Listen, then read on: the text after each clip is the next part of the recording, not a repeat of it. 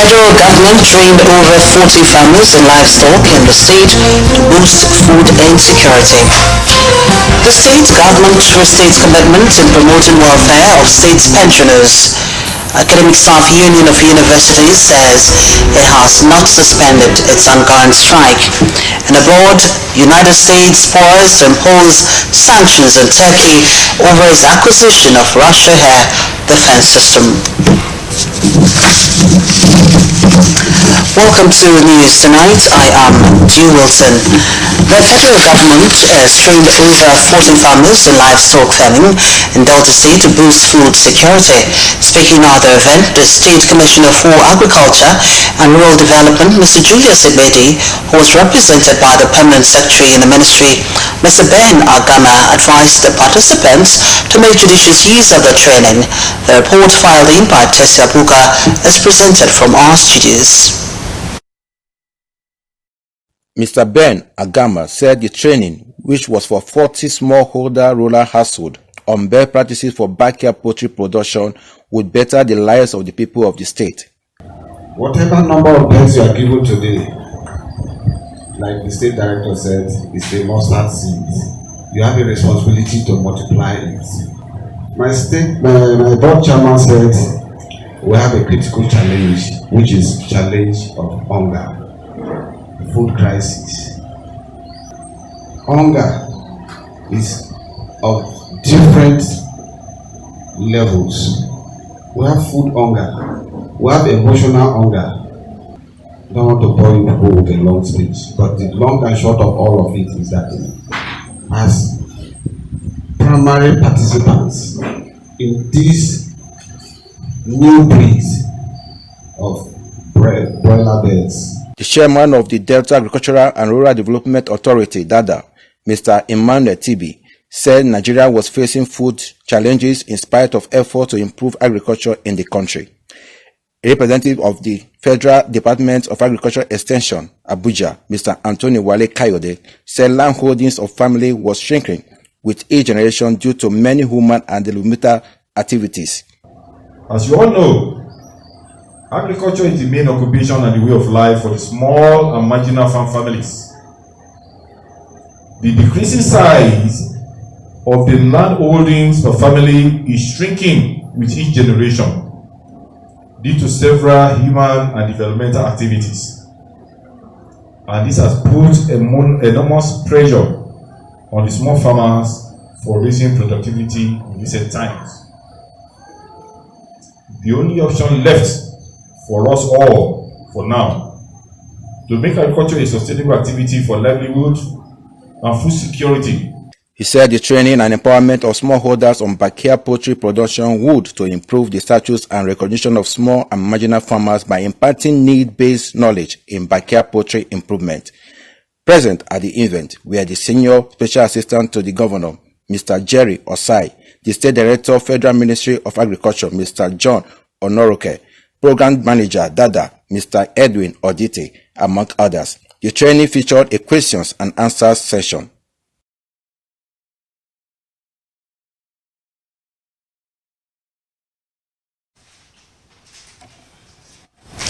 The state government has restated its commitment in promoting the welfare and well-being of pensioners in the state.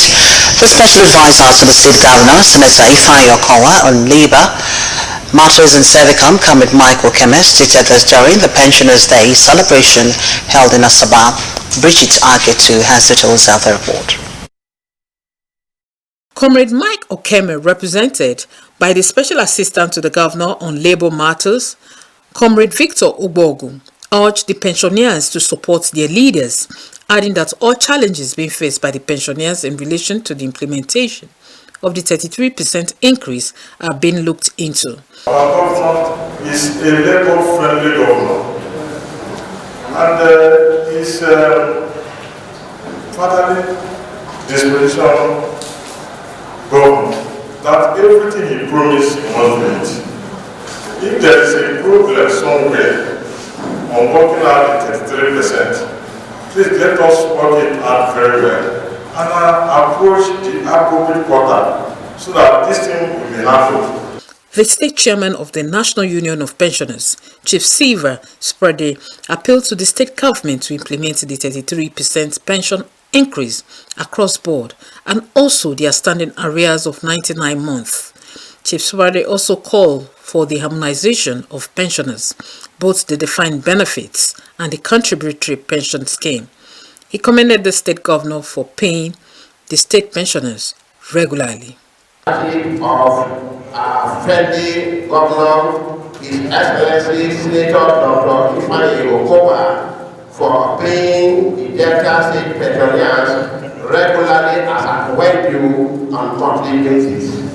The said 33% pension increase was not implemented across board like other states in the Federation. Other speakers at the occasion, including the representative of the state head of service, the state NLC chairman, Comrade Goodluck Ofrobuku, advised pensioners to strive and turn past shortcomings and inadequacies to success and pave way towards maintaining and sustaining success recorded. Bridget Agetu reporting. The House of Representatives has faulted the Attorney General of the Federation and Minister of Justice, Mr. Bubakar Malami, for querying its power to summon President Muhammadu Buhari. It fired back to the minister that, contrary to his claim, the Constitution empowered it to invite the President. The President, who earlier scheduled to appear before the House of Representatives, briefed lawmakers on efforts by his administration to check the worsening insecurity in the country, expectedly failed to turn up. However, President spokesman Mr. Femi Additional, while responding to inquiry on whether or not the President will honor the invitation, had cited statement by Malami in which he challenged the power of the House to invite the President as reason for Buhari's face. But Gbajabiamila turned down the President's refusal to honor the invitation, saying that the House is still awaiting official commitment from Presidency to know why the President backtracked after agreeing to appear before the House. The Academic Staff Union of Universities, ASU, has said that it has not suspended its ongoing 9-month-old strike. The chairman of the University of Jos chapter of ASU, Lazarus Megoro, disclosed this in an interview with journalists in Jos. According to him, the union has not signed any agreements with the federal government to call off the strike as being purported in some quarters. It said that the federal government had promised to fulfill parts of the agreement that led to the lingering strike but had failed to do so till date. Dr. Megoro said the minister was quoted in some sections of the media that government has fulfilled its parts of the agreement reached to enable the union to call off the industrial action. The Commissioner of Police, CP Afis Mohammed Unua, has stated that the ban on the use of fireworks is still in force and that the command will enforce all the excellent laws prohibiting the use of fireworks such as knockout, banga, much more. A statement signed by the Police Public Relations DSP Onowakboyeya advised parents and guardians to warn their children and words to desist from the use of fireworks. Retailers of such goods are equally warned to withdraw from the sales of these products, as anyone arrested will be prosecuted. All area commandants and divisional police officers have been directed to arrest and prosecute any person involved in the sales or use of fireworks in any part of the state.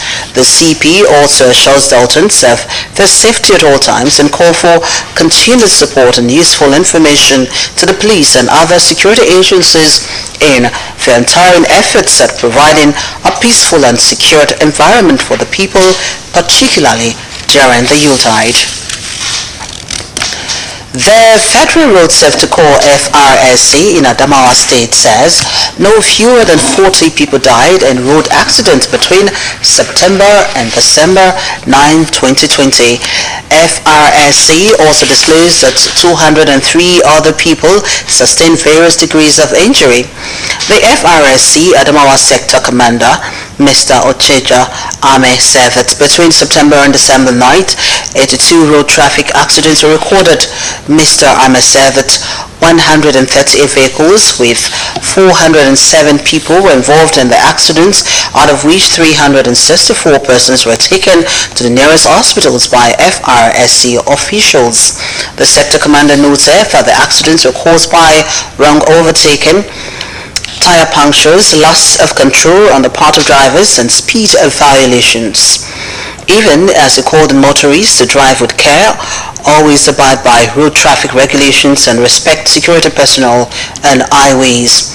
He also warned against the use of cell phones while driving to avoid road accidents, especially now that the volume of traffic had increased because of the Yuletide. The police command in Kaduna State has debunked the story making the rounds that gunmen killed 16 travelers on the road. 16 travelers. The police command in Kaduna State has debunked the story making the rounds that gunmen killed 16 travelers on the Abuja-Kaduna highway on Tuesday. Commissioner of Police Omar Muri in a statement said that this incident that happened on Tuesday, December 8 was a lone accident on the Kaduna-Zaria Expressway involving a commercial bus conveying 19 passengers from Kano to Abuja. He explained that the driver lost control at a point at Rigachukun in Igabi local government area of Kaduna State, and the bus somersaulted, killing 9 of the passengers while 10 others sustained varying degrees of injuries. He said the victims were rushed to a hospital at Kakuri, Kaduna State, where 7 other victims gave up the ghost, pointing out that the remaining 3 victims are still undergoing treatment. The aptitude test for intending recruits of the Nigerian Navy will hold tomorrow at the NNS Delta Naval Base Warri at 7 a.m. A statement by the State Director of Information says all shortlisted candidates are to report at the chosen examination centers indicated against their names for the aptitude test, as candidates will not be allowed to write the aptitude test in any other center. Candidates are to come along to the examination center with a printout of the application form showing particulars of candidates, 1 colored passport photograph, 2B pencil, pen, eraser, and face mask.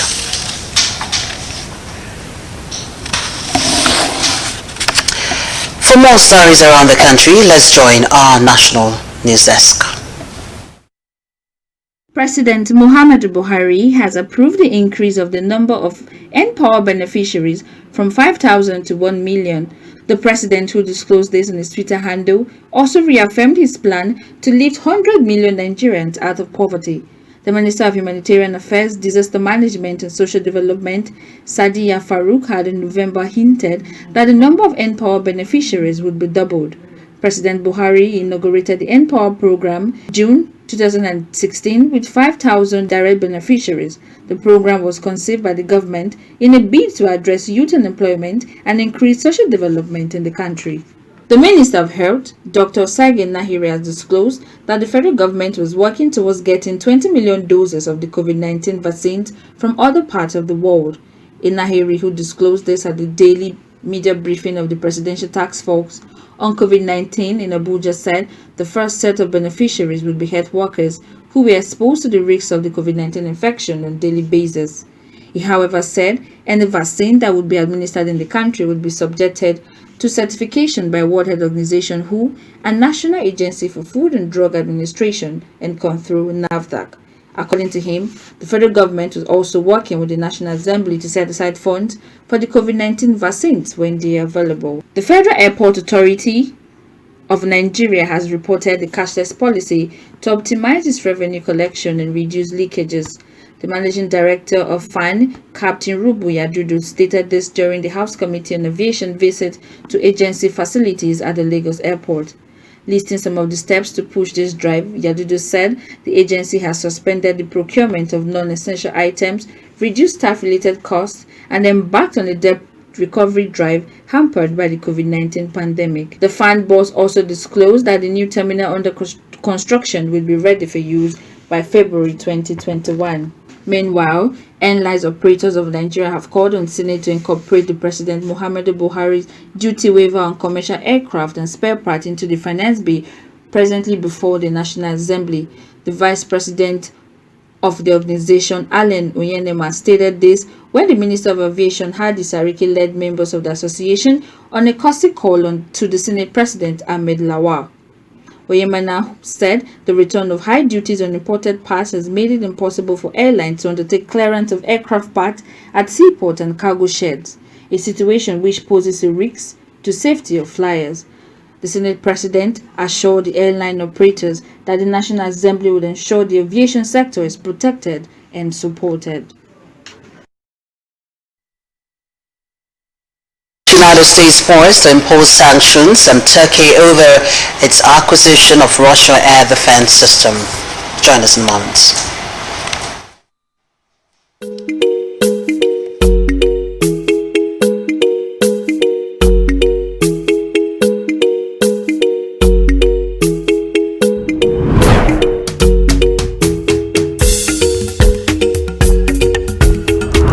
With what I've seen, the football pitch particularly, the sprinklers are working. You can see the lushness of the grass. And the truth is that I've been to several stadiums across the country. I think this is the busiest stadium I've seen. Not everyone who sits in that position that will think to do his people good. It's been amazing. I drive through my street every day and I'm like, God bless this state government.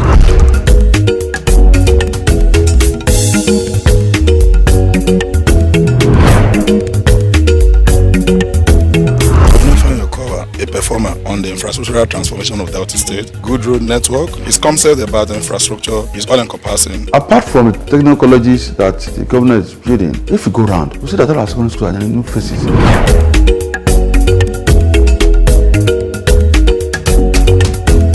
Today, Asaba has been transformed. He has invested so much in urban renewal. It goes with infrastructure. It goes with drainages.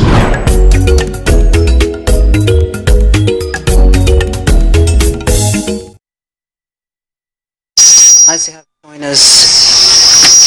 Straight on to the foreign scene, the Turkish lira weakened today after sources said the United States was poised to impose sanctions on Turkey over its acquisition of Russian S-400 air defense systems, a move set to worsen ties between the two NATO allies.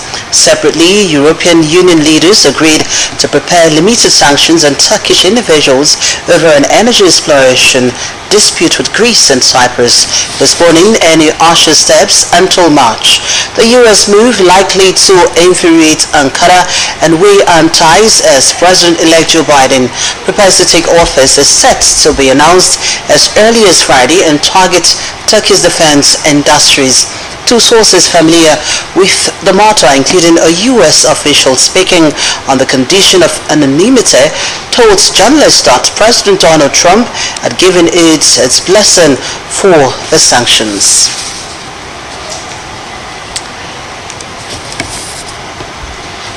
Lebanon's powerful Hezbollah has said that charges brought against the Prime Minister and three former ministers over the Beirut port explosion sparked off political targeting.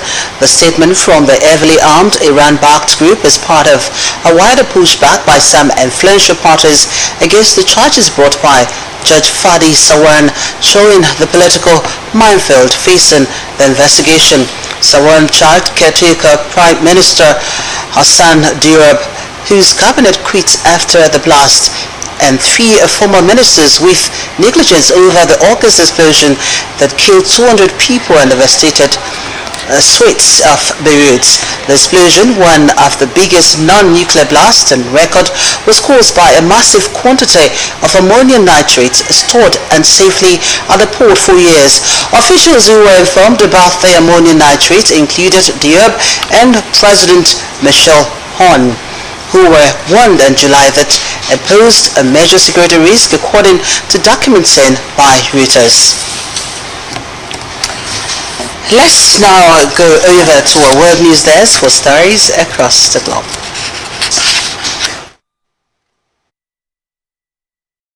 The government of the United States of America has endorsed the Pfizer-BioNTech COVID-19 vaccine as the country gears up for massive inoculation to stem the spread of the virus.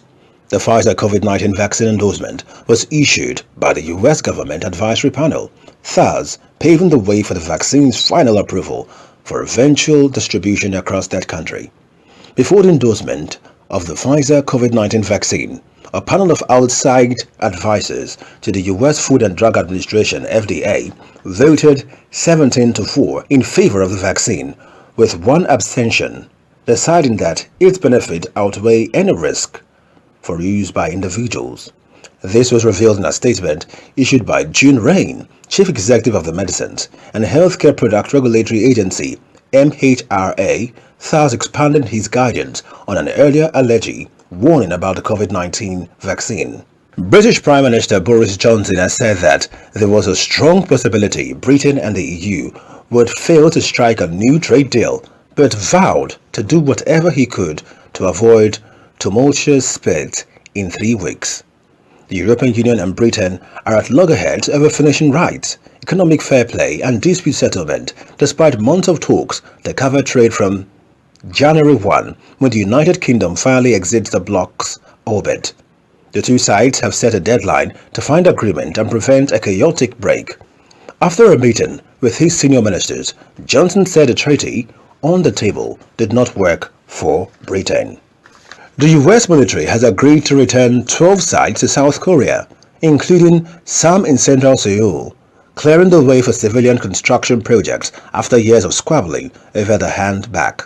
U.S. forces have been stationed in South Korea since the 1950 Korean War. In recent years, the Allies have disputed the cost of maintaining the 28,500 U.S. personnel at various bases, despite what many see as a growing North Korean threat. The 12 sites are among 80 that U.S. forces Korea agreed in 2002 to hand over South Korea for redevelopment, but the plans have been delayed by haggling over cleanup costs. Ethiopian government has denied that the war in its northern Tigray region was preventing aid reaching civilians, as 2 foreign aid agencies confirmed some staff had been killed there and urged all sides to do more to protect non-combatants. The month-long conflict between Ethiopian Federal Forces and the Tigray People's Liberation Front is thought to have killed thousands and has sent more than 950,000 people fleeing, according to the United Nations. About 50,000 of them to Sudan. Since the army captured Tigray's regional capital, Mekelle, nearly 2 weeks ago and declared victory, the Ethiopian government has portrayed life in Tigray as returning to normal. But TPLF leaders say they are continuing to fight from mountains around that city.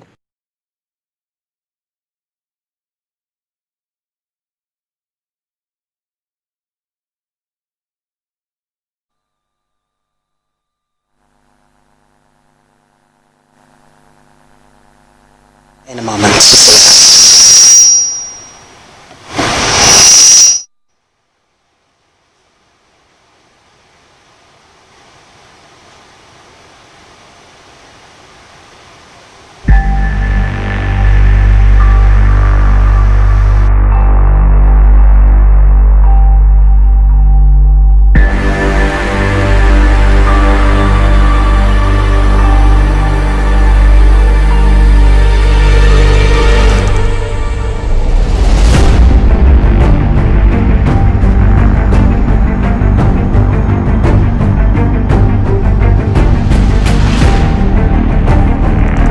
To implement this project to specification. We are determined to do that, and we do that. We have the equipment, we have the machineries, we have the technical manpower.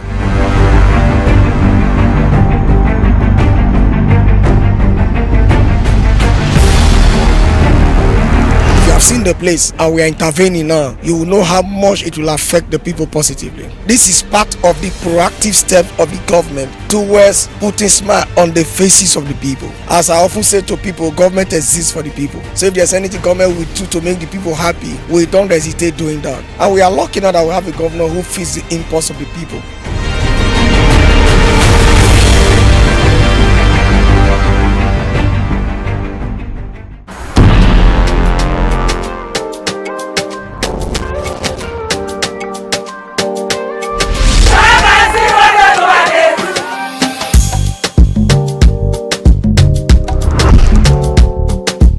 Since Governor Oko Ifeanyi gave her the empowerment, since that time her life changed. Then I was staying at home doing nothing, but I really thank God today. That step really helped me a lot. They gave me money, some equipment like chairs, table. And anytime she have any work, she call on me, maybe like decoration, because I'm very perfect in decoration. The governor gave me this starter pack, this canopy. Today, by the grace of God, I own a company of my own. Governor Ifeanyi Okowa has been the best governor Delta State has ever produced. We love you, the governor. We love you so much. Before this program, I've been owing debts of about 1.something million. But through this shop I've opened, I was able to pay that debt. I can attest to it that it's been amazing. Many people have been off the streets. Those who do not have jobs now have jobs.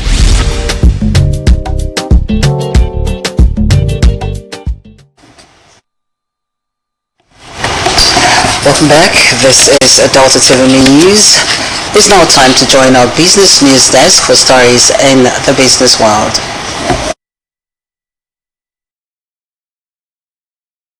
The federal government yesterday directed that the Nigerian Communication Commission put in place measures to effect more than 50% reduction in data prices. The Minister of Communication and Digital Economy, Issa Patami, on Thursday broke the news in a statement. According to the prices, data of 1 gig has been reduced from 1,000 naira to 487 naira beginning from last November. The minister said the new data prices was in line with the directive he gave to the regulatory agency to put measures in place to reduce the average cost of data in the country. The plan was unveiled and launched by His Excellency President Muhammadu Buhari in March 2020. The Federal Ministry of Communications and Digital Economy, through the NCC, will continue to ensure that consumers enjoy a price regime that supports fairness and is friendly to consumers. The Naira exchanged to dollar in the parallel market at 474 Naira on Thursday. The Naira, which recorded slight improvement in recent days, closed at the importer and exporter forex window at 394.6 Naira. However, the Central Bank of Nigeria retained the official exchange rate at 379 Naira according to its website. The Bureau de Change Operators has attributed fluctuations the Naira is currently experiencing to speculative activities of some operators.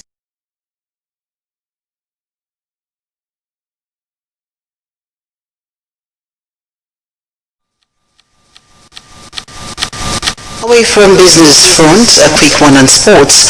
The World Football Governing Body, FIFA, has released the last 3 footballers who will be contesting for the Best FIFA Award come 17th of December 2020.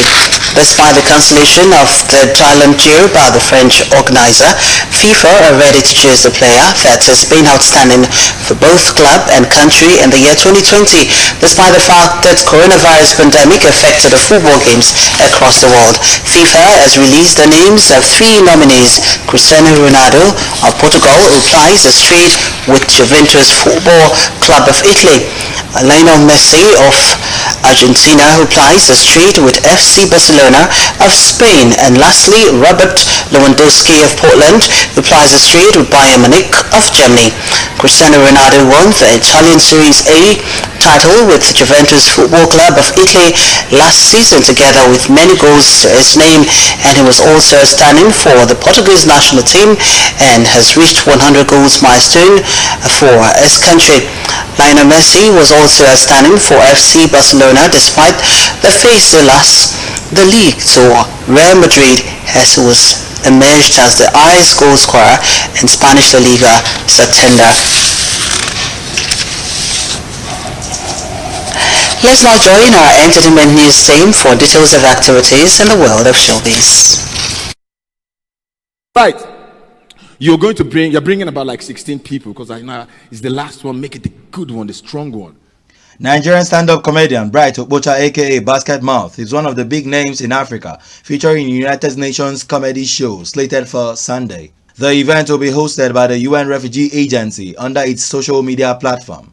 Legendary Nigerian singer and UN Goodwill Ambassador Innocent Idibia, fondly called Tubaba, is also billed to perform at the online show tagged Comedy with a Purpose. Other comedians on the lineup are Malawi's Daliso Chaponda, Eddie Kadi of Congo, and AK Dance, popularly known as the woke refugee from South Sudan. Back, nobody, they not text message I can't see. They call, they ask me question. Bright, if we offend you for Lagos, why not just tell us? At least more, if you want kill us near house now. So Wizkid and Burna Boy win big at the 2020 Music of Black Origin Mobile Awards. Burna Boy emerged winner of the Best International Act, while Wizkid won the Best African Act category between the likes of Shatta Wale, Rema, Davido, Burna Boy, amongst others. The live-streamed event, which was hosted by Maya Jama and Junks, and it featured performances by Heady One, Young T and Bugsy, Miss Banks, Kujay Radical, and a host of others. Nigerian superstars Davido and Tiwa Savage also performed at the event. Popular TikTok lockdown soundtrack Don't Rush by Young T and Bugsy was named Song of the Year.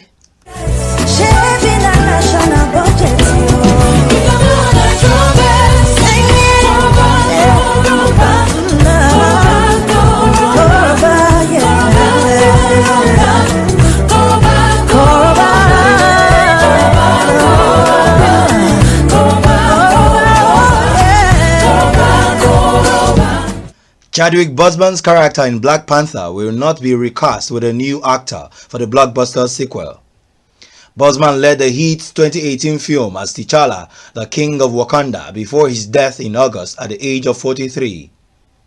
Confirming the decision, Marvel boss Kevin Feige said Boseman's performance was iconic and transcends any iteration of the character in any other medium from Marvel's past.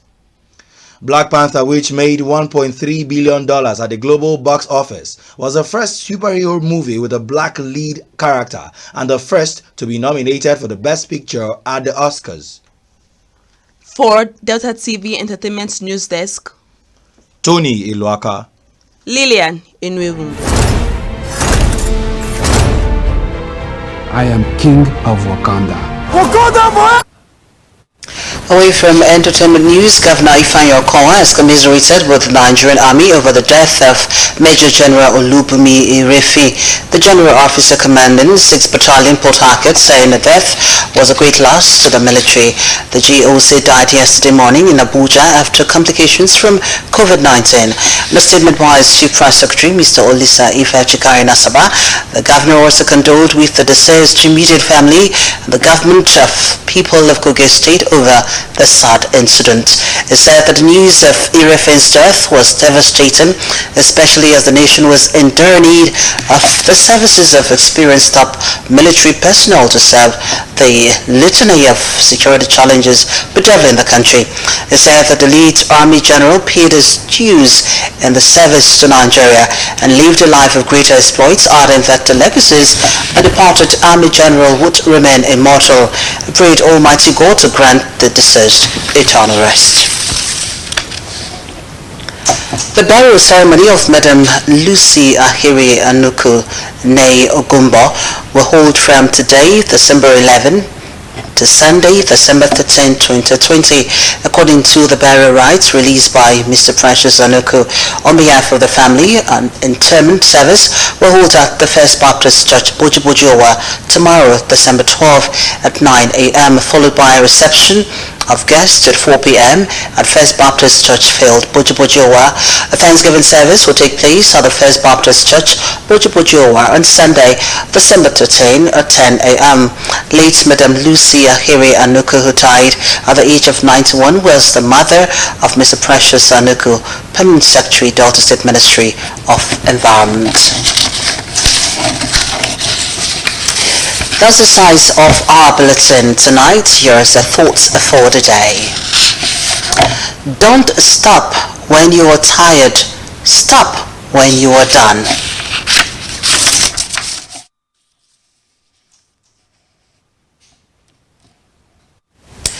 Now the highlights. The federal government has trained over 40 farmers in livestock farming in Delta State to boost food security. Speaking at the event, the State Commissioner for Agriculture and Rural Development, Mr. Julius Ebedi, who was represented by the Permanent Secretary in the Ministry, Mr. Ben Agama, advised the participants to make judicious use of the training. The state government has restated its commitment in promoting the welfare and well-being of pensioners in the state. The special advisor to the state governor, Senator Ifeanyi Okowa, and Labour Matters and Servicom, Comrade Michael Keme, stated this during the Pensioners' Day celebration held in Asaba. The Academic Staff Union of Universities, ASU, has said that it has not suspended its ongoing 9-month-old strike. Thank you so much for being part of the news. I am G. Wilson. Merry Christmas and a prosperous New Year.